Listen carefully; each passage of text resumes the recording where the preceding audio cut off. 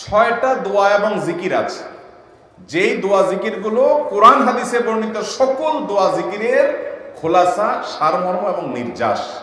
এই ছয়টাকে যদি কোনো মুসলমান নিয়মিত আঁকড়ে ধরে, তাহলে কোরআন এবং হাদিসের যত দোয়া এবং জিকির আছে কেমন যেন তার নির্যাসটা নিয়মিত সে আমল করল। এই ছয়টা দোয়া এবং জিকিরের মধ্যে সর্বপ্রথম হলো নবী করিম সাল্লাল্লাহু আলাইহি সাল্লামের প্রতি দুরূদ প্রেরণ করা। নবীজি সাল্লাল্লাহু আলাইহি সাল্লামের প্রতি দুরূদ প্রেরণ করার আমল এরকম আমল, আপনি যদি সারা দিনে শুধুমাত্র নবীজির প্রতি দুরূদ প্রেরণ করার আমলটাই জিকির হিসাবে সবচেয়ে বেশি করেন, দোয়া হিসাবে যদি এটাই আপনি সারাদিন করতে থাকেন, তো আপনার জন্য যথেষ্ট হবে, আল্লাহর কাছে আর কিছু না চাইলেও চলবে। দুরূদ মানে হলো নবীজির জন্য দোয়া করা। ভাই, আল্লাহ তার হাবিবকে রহম করবেন, আপনার আমার দোয়ার দিকে আল্লাহর তাকানোর কোনো ঠেকা আছে? নবীজি কি আমাদের দোয়ার কোনো মুখাপেক্ষী? কিন্তু আমরা তার জন্য দোয়া করলে ওই চান্সে আল্লাহ তাআলা আমাদের প্রতি অনুগ্রহ করবেন। একবার না, আপনি নবীজির প্রতি একবার রহমতের দোয়া করবেন, একবার দুরূদ পাঠ করবেন। মান সাল্লা আলাইয়া মাররাতান সাল্লাল্লাহু আলাইহি আশরা, নবীজি সাল্লাল্লাহু আলাইহি সাল্লাম বলেছেন, একবার আমার জন্য তোমরা দোয়া করলে, আমার প্রতি দুরূদ পাঠ করলে, আল্লাহ তাআলা তোমাদের জীবনে 10 বার 10 জায়গায় 10 টাইমস তোমাদের উপর আল্লাহ তাআলা অনুগ্রহ করবেন। আপনি টেরও পাবেন না কত জায়গায় আল্লাহ অনুগ্রহ করেছেন। আল্লাহ বাঁচাই দিয়েছেন, একটুর জন্য শেষ হয়ে যান নাই। ওই যে দুরূদ পড়ছেন, আল্লাহ তাআলা রক্ষা করছে, আপনি খবরও নাই। আল্লাহ তাআলা আপনার প্রতি বিশাল একটা দান করছে, আপনি লক্ষ্য করেন নাই। ওই যে দুরূদ পড়ছেন একবার, 10 দান রহমত হবে। এভাবে যত দুরূদ পড়বে সে তত রহমত এবং অনুগ্রহ পাবে। ভাইরা আমার, দুরূদের আমল এমন একটা আমল যে আপনার জীবনে কোনো বিপদ, কোনো মুসিবত, কোনো পেরেশানি, কোনো সমস্যা দেখা দিয়েছে, আপনি যদি দুরূদ পড়তে থাকেন, কোনো কিছু মনে আসছে না, অনেক সময় ছাত্র জিজ্ঞেস করে, ভাই পরীক্ষার হলে পড়া ভুলে গেছি, কি করবো? আমাকে দুরূদ পড়া শুরু করেন। আরবদেরকে দেখা যায় কোনো কিছু ভুলে গেলে তারা বলে আল্লাহুম্মা সাল্লি আলা মুহাম্মদ, আল্লাহুম্মা সাল্লি আলা মুহাম্মদ, এটা শুরু করে তারা। কারণ নবী করিম সাল্লাল্লাহু আলাইহি সাল্লাম এর হাদিস থেকে স্পষ্টভাবে, একটি নয় বহু হাদিস থেকে প্রমাণিত, যে ব্যক্তি দুরূদটা নিয়মিত পাঠ করবে, সালাত আলা নবীটাকে যে ব্যক্তি আঁকড়ে ধরবে, সব সময় তার মুখ থেকে সালাত সালাত সালাম চলতে থাকে, এই ব্যক্তির সকল গুনাহ আল্লাহ মাফ করে দিবেন, সকল পেরেশানি আল্লাহ তাআলা মুক্ত করে দিবেন। ভাইরা আমার, দুরূদের আমলটা এত গুরুত্বপূর্ণ আমল। এটা আমরা করি এখন, অনেকে আছেন যে আনুষ্ঠানিকতা যখন থাকে দুরূদের, মিলাদের, তখন একটু সালাত আলা নবী যেভাবে করেন। আর বাকি অনেকে আছেন যেগুলো করারও কোনো খোঁজ খবর নাই। দুরূদ বেশি বেশি করে পাঠ করবো তো ইনশাআল্লাহ। সবচেয়ে শ্রেষ্ঠ দুরূদ, সবচেয়ে উত্তম দুরূদ হলো দুরূদ ইব্রাহিম, যেটা নামাজে পড়েন। আর সবচেয়ে সংক্ষিপ্ত দুরূদ হলো সাল্লাল্লাহু আলাইহি ওয়াসাল্লাম। এছাড়া নবীজির প্রতি দোয়ামূলক যে কোনো দুরূদই আল্লাহর কাছে গ্রহণযোগ্য হতে পারে, যদি দুরূদের অর্থের মধ্যে, কথা বলার মধ্যে খারাপ কিছু না থাকে। তাহলে 6টা দোয়া হলো কোরআন হাদিসের শত শত সহস্র দোয়ার নির্যাস এবং খোলাসা। তার 1 নম্বর হলো দুরূদের আমল। অতএব দুরূদের আমল বেশি বেশি করবো না ইনশাআল্লাহ। ইস্তেগফার, এটাও বেশি বেশি করতে হবে। যে ব্যক্তি ইস্তেগফারকে আঁকড়ে ধরবে, এটাকে কন্টিনিউয়াসলি করবে, ইস্তেগফার কখনো ছাড়বে না, সবসময় তার মধ্যে ইস্তেগফার অব্যাহত থাকবে, ওই ব্যক্তিকে আল্লাহ রাব্বুল আলামিন বিভিন্ন পেরেশানি থেকে সারপ্রাইজড হওয়ার মতো এমন এমন পথ বের করে দিবে যে সে চিন্তাও করে নাই। তার পেরেশানি থেকে মুক্তির পথ আল্লাহ তাআলা দেখায় দিবেন। ইস্তেগফার কিভাবে করবেন ভাই? ইস্তেগফার এমন একটা আমল, এটা ছাড়া তো আমাদের উপায় নেই ভাই। ইস্তেগফার আমাদের দুনিয়ার পেরেশানি দূর করবে, আখিরাতের পেরেশানি দূর করবে। দুনিয়ার পেরেশানি, আমাদের বিপদ আপদ মুসিবত, এগুলো, রিজিকের অনটন অভাব, এগুলা।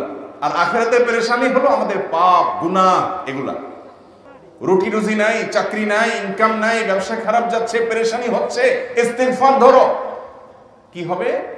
1 নম্বর লাভ হলো আল্লাহ মাফ করে দিবেন গুনাহ। ইউরসিলিস সামা আলাইকুম মিদরারা, যাতে ফসল ভালো হয়, রিজিক ভালো হয়, সেই ব্যবস্থা আল্লাহ করবেন। ওয়ায়ুমদিদুকুম বিআমওয়ালিন ওয়া বানিন, ছেলে মেয়ে হয় না অথবা ভালো ছেলে মেয়ে নাই, আল্লাহ তাআলা নেক সন্তান দিয়ে তোমাকে শক্তিশালী করবেন, সম্পদ দিয়ে শক্তিশালী করবেন। ওয়াজআল লাকুম জান্নাতিন ওয়াজআল লাকুম আনহারা, আল্লাহ তাআলা প্রসবন দিবেন, ফসল দিবেন, বরকত দিবেন রুজিতে। কিসের মাধ্যমে? ইস্তেগফার। কিসের মাধ্যমে ভাই? ইস্তেগফার। আহা, ইস্তেগফার আমল আমাদের দেশে মানুষ আমরা জানি না ভাই। এটাও আরবদেরকে আমি দেখেছি, সারাক্ষণ তারা অবসর সময়গুলোতে ইস্তেগফার করতে থাকে, আস্তাগফিরুল্লাহ ওয়া আতুবু ইলাইহি, আস্তাগফিরুল্লাহ, আস্তাগফিরুল্লাহ। মানে কি? আল্লাহর কাছে আমি ক্ষমা প্রার্থনা করি, আল্লাহর কাছে আমি মাপ চাই, আল্লাহর কাছে আমি তওবা করি, আল্লাহর দিকে আমি ধাবিত হই, আল্লাহর কাছে আমি ফিরে যাই। নিরিবিলি আছেন, একাকী আছেন, ইস্তেগফার চালায় দেন। 10 সেকেন্ড টাইম পাইছেন, ইস্তেগফার শুরু করে দেন। ডাক্তারের কাছে গেছেন, ওয়েটিং এ আছেন, বসে আছেন, ইস্তেগফার করতে থাকেন। সিরিয়াল আছেন কোনো কাজের, ইস্তেগফার করতে থাকেন। ডিউটিতে যাচ্ছেন, গাড়িতে, বাইসাইকেলে, বাইকে, যে কোনো ভাবে পায়ে হেঁটে ইস্তেগফার করতে থাকেন। যে কোনো অবসরের সময়গুলোকে ইস্তেগফার দিয়ে পরিপূর্ণ করে দেন। ভাইরা আমার, ইস্তেগফার সকল সমস্যার সমাধান। ইস্তেগফারের ভিতরে সবচেয়ে শ্রেষ্ঠ ইস্তেগফার হলো সাইয়্যিদুল ইস্তেগফার। সাইয়্যিদুল ইস্তেগফারটা যদি মুখস্থ না পারেন, অন্তত লিখিত ভাষণটা পড়েন। সাইয়্যিদুল ইস্তেগফারের যে অর্থ, এটার যে মর্ম, বড় হৃদয়গ্রাহী ভাই, বড় মর্মস্পর্শী। ইমানদার এটার অর্থের দিকে তাকায় যদি পড়ে, তো তার অন্তর না গলে পারে না। ভাইরা আমার, অর্থের দিকে লক্ষ্য করে করে, মর্মটা বুঝে বুঝে একটু সাইয়্যিদুল ইস্তেগফার পড়েন। লেখা দেখে দেখে পড়েন, ইউটিউব থেকে দেখে দেখে পড়েন, কিন্তু পড়েন। এত বড় ইস্তেগফার পড়তে পারেন না, কোনো পেরেশানি নেই, কোনো অসুবিধা নেই। সবচেয়ে ছোট ইস্তেগফার হলো আস্তাগফিরুল্লাহ। আল্লাহ, আপনার কাছে ক্ষমা চাই, কত ভুল হয়ে যায়, কত অন্যায় হয়ে যায়। ভাইরা আমার, এটা হলো রিমুভার। ভুল করে কিছু লিখছেন, রিমুভ করে ফেলছেন, শেষ হয়ে গেছে। আপনি ঘন ঘন ইস্তেগফার করতে থাকেন। অগণিত ভুল হয়, অগণিত ত্রুটি হয়, বারবার ইস্তেগফার এগুলোকে সবগুলোকে শেষ করে দেয়। ভাইরা আমার, নিরাপত্তা এনে দেয়। আল্লাহ কোরআনে কারিমে বলেছেন যে আপনার রব আপনার কওমের প্রতি আযাব নাযিল করবেন না যদি আপনি থাকেন। আর যদি তারা ইস্তেগফারে রত রাখে, তাহলে গণ আযাব আল্লাহর পক্ষ থেকে আসবে। আরেকটা ইস্তেগফার হাদিসে বর্ণিত, আস্তাগফিরুল্লাহাল্লাযী লা ইলাহা ইল্লা হুয়াল হাইয়ুল কাইয়্যুম ওয়া আতুবু ইলাইহি ওয়া লা হাওলা ওয়া লা কুওয়াতা ইল্লা বিল্লাহ। এটাও ইস্তেগফার। তাহলে একটা বড় ইস্তেগফার, একটা মিডিয়াম, একটা ছোট, যার যেটা সুবিধা হয় এটা পড়েন। বড়টা হলো সাইয়্যিদুল ইস্তেগফার, সবচেয়ে শ্রেষ্ঠ ইস্তেগফার, যেটা হাদিসে বর্ণিত হয়েছে। সাইয়্যিদুল ইস্তেগফার নবীজি সকাল সন্ধ্যা পাঠ করতেন, বিভিন্ন সময় পাঠ করতেন, রাতে পাঠ করার কথা বলতেন। সাইয়্যিদুল ইস্তেগফার পাঠ করলে আল্লাহ রাব্বুল আলামিন ওই দিনে, ওই রাতে, ওই ব্যক্তি মারা গেলে তার সব গুনাহ খাতা মাফ করে তাকে জান্নাত দিবেন ইনশাআল্লাহ। অতএব ভাইরা আমার, ইস্তেগফার বেশি বেশি করতে হবে। চেষ্টা করব না ইনশাআল্লাহ ইস্তেগফার করা। নাম্বার 3, এটা আমাদের বেশিরভাগ মানুষ জীবনে হয়তো শুনেনও নাই, অনেকে হয়তো শুনছেন, আমল করা হয় না। খুব সীমিত সংখ্যক আল্লাহর বান্দার আমলের তৌফিক হয়। সেটা হলো ইয়া যাল জালালি ওয়াল ইকরাম। এটা একটা জিকির, আল্লাহ তাআলাকে ডাকা, আহ্বান করা, এটাই জিকির। ইয়া যাল জালালি ওয়াল ইকরাম। নবী করিম সাল্লাল্লাহু আলাইহি ওয়াসাল্লাম বলেছেন, আলিযু বিয়া যাল জালালি ওয়াল ইকরাম। তোমরা ইয়া যাল জালালি ওয়াল ইকরাম, এটাকে আঁকড়ে ধরো, এটাকে নিয়মিত করো, বেশি বেশি করে বলতে থাকো এটাকে সব সময় এটাকে মুদাওয়ামাতের সাথে কন্টিনিউয়াসলি এটা বলতে থাকো, ইয়া যাল জালালি ওয়াল ইকরাম। অনেক উলামায়ে কেরাম, মুহাদ্দিসিন ইকরাম ইয়া যাল জালালি ওয়াল ইকরাম কেন নবীজি এত বেশি বলতে বলেছেন, এটার মাধ্যমে আমাদের লাভটা কি, এর ব্যাখ্যা করতে গিয়ে বলেছেন ইয়া যাল জালাল মানে হলো হে মহান, মহান বড়ত্বের অধিকারী, হে জালালের অধিকারী, হে জালাল, ওয়াল ইকরাম হে দানশীল। তাহলে প্রথম বাক্যে আল্লাহর বড়ত্বের কথা স্বীকৃতি দিয়ে প্রশংসা করা হয়, আর দ্বিতীয় বাক্যে হে দানশীল বলে আল্লাহ তাআলার কাছ থেকে চাওয়া হয় যে আপনি যেহেতু দানশীল এবং আপনি যদি মহান, অতএব আপনি আমাকে দান করেন। এটা ডাকলেই, আল্লাহকে এই বলে ডাকলেই চাওয়া হয়ে যায়। এই জন্য বেশি বেশি করে ইয়া যাল জালালি ওয়াল ইকরাম করতে হবে। অনেকে হয়তো নতুন শুনেছেন, আজকে থেকে শুরু করে দিবেন ইয়া যাল জালালি, সকাল বিকাল, মনে থাকে না তো লিখে লিখে ওয়ালে টাঙায় দেন। বাসা বাড়িতে এমন জায়গায় লিখে রাখেন তাকাইলেই নজরে পড়ে, কারণ মোবাইলে আমাদেরকে সবকিছু ভুলাই দেয়, দুনিয়ার ব্যস্ততা সব ভুলাই দেয়। এই জন্য বেশি বেশি ইয়া যাল জালালি ওয়াল ইকরাম করব। 4 নম্বর যে দোয়া এবং জিকির করতে নবী করিম সাল্লাল্লাহু আলাইহি সাল্লাম সব সময় আমাদেরকে উৎসাহ দিয়েছেন, অনুপ্রেরণা দিয়েছেন, লা হাওলা ওয়ালা কুওয়াতা ইল্লা বিল্লাহ, লা হাওলা ওয়ালা কুওয়াতা ইল্লা বিল্লাহ, লা হাওলা ওয়ালা কুওয়াতা ইল্লা বিল্লাহ। এটা হলো সারেন্ডার করা, আল্লাহর কাছে সারেন্ডার করা, আত্মসমর্পণ করা। মানে আল্লাহ ছাড়া কোনো ভালো কাজ করার ক্ষমতা কারণ নাই, করার তৌফিক দেওয়ার ক্ষমতা কারণ নাই, আর পাপ থেকে বাঁচানোর ক্ষমতা কারণ নাই। এই জন্য আমি কেমন যেন আল্লাহর কাছে সারেন্ডার করছেন, লা হাওলা ওয়ালা কুওয়াতা ইল্লা বিল্লাহ। কোন অবস্থা, কোন সামর্থ্য, এগুলো কারোর কাছে নাই, শুধুমাত্র কার কাছে আছে? আল্লাহর কাছে আছে। এই অর্থ বুঝে আপনি লা হাওলা ওয়ালা কুওয়াতা ইল্লা বিল্লাহ বেশি বেশি পাঠ করবেন। নবী করিম সাল্লাল্লাহু আলাইহি সাল্লাম বলেছেন, তোমাদেরকে কি আমি জান্নাতের একটা ভান্ডারের খবর দিব, যেটা জান্নাতের ভান্ডার, সওয়াব টওয়াব না, সাধারণ অল্প স্বল্প সওয়াব না, পুরো জান্নাতের ভান্ডারের সন্ধান দিয়ে দিব। সাহাবায়ে কেরাম তো চাইতেনই সেটা। নবীজি সাল্লাল্লাহু আলাইহি সাল্লাম তখন বলেছেন যে লা হাওলা ওয়ালা কুওয়াতা ইল্লা বিল্লাহ, এটা হলো কানজুম মিন কুনুজিল জান্নাহ, জান্নাতের ভান্ডার সমূহের মধ্যে থেকে একটা বড় ভান্ডার হলো লা হাওলা ওয়ালা কুওয়াতা ইল্লা বিল্লাহ। অতএব এই আমলটা বেশি বেশি করবেন। 5 নম্বর আমল হলো দোয়া ইউনুস। দোয়া ইউনুস জানা আছে তো? লা ইলাহা ইল্লা আনতা সুবহানাকা ইন্নী কুনতু মিনাজ জালিমিন।